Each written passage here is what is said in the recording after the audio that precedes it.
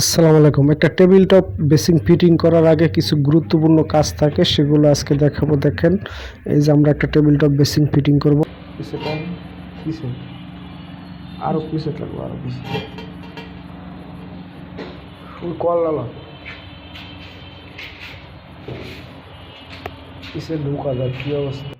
সব থেকে বেশি ভালো হয় ঢালাই করার সময় যদি আপনি বেসিনের মাপ মতো পাইপ দিয়ে রাখতে পারেন, তো ওটা সবচেয়ে বেটার কাজ। কিন্তু এখানে দেওয়া হয়নি, যার কারণে আমরা এই ছিদ্রগুলো করে আবার পাইপ দিছি। তো এখন সব কিছু ঠিকঠাক মতো আছে কিনা এটা অবশ্যই চেক করে নেবেন, কারণ এখানে টাইলস বা মার্বেল যেটাই দেন তারপরে আর এর কাজটা করা যাবে না, অবশ্যই আগে থেকে করে নিতে হবে।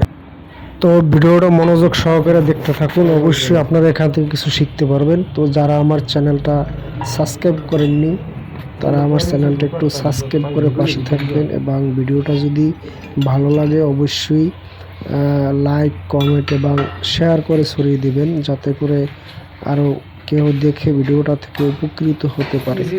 তো দেখতে থাকুন ভিডিওটা।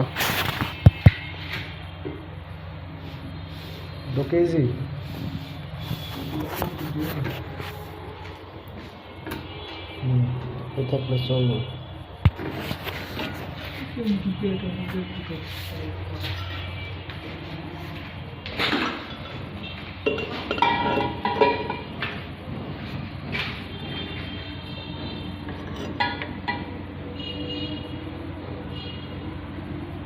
এই থাকলে চলবে আর কি।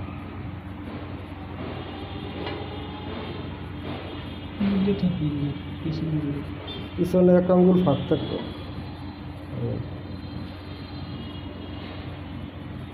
ফাঁক না থাকলে ওই যে এটা ঘুরে গেলে এটা ঘুরে দিয়েছে ডাইনে বামে হ্যান্ডেলটা।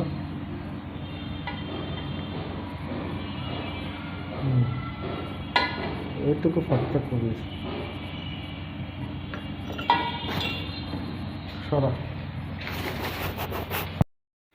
সবকিছু ঠিকঠাক থাকলে তো রডগুলোকে কেটে আমরা এখানে আবার কিন্তু পাইপ জাম দেব, যাতে করে টাইলস অথবা মার্বেল ফিটিংস করলে যেন ওরা সুন্দর মতো একটা ছিদ্র রাখতে পারে। এই জন্য আমরা রডগুলো কেটে নিতেছি। তো রড যদি কাটা হয়ে যায় তো আবার ওখানে একটু চেক করে নেবেন, চেক করে বেসিনটা একটু বসাই দেখে নেবেন। তারপরে ফাইনালি এগুলো সিমেন্ট বালু দিয়ে একটু জাম দিবেন, নিচে যদি কিছু দিয়ে আটকানো লাগে আটকাই নেবেন অবশ্যই। এবং জাম দেওয়ার পরে আবার একটু চেক করবেন, যাতে করে আপনার সেন্টারটা ঠিক থাকে। এটা যদি গরমিল হয় এখন, তো ভবিষ্যতে এটা যখন আপনি ফিটিং করবেন, কারণ টাইলস বা মার্বেল যারা ফিটিংস করবে ওরা কিন্তু এটা চেক করে দেখবে না, তো আপনাকে চেক করে দেখতে হবে, দেখে টেকে তারপরে সুন্দর মতো ফিটিং করবেন। ধন্যবাদ।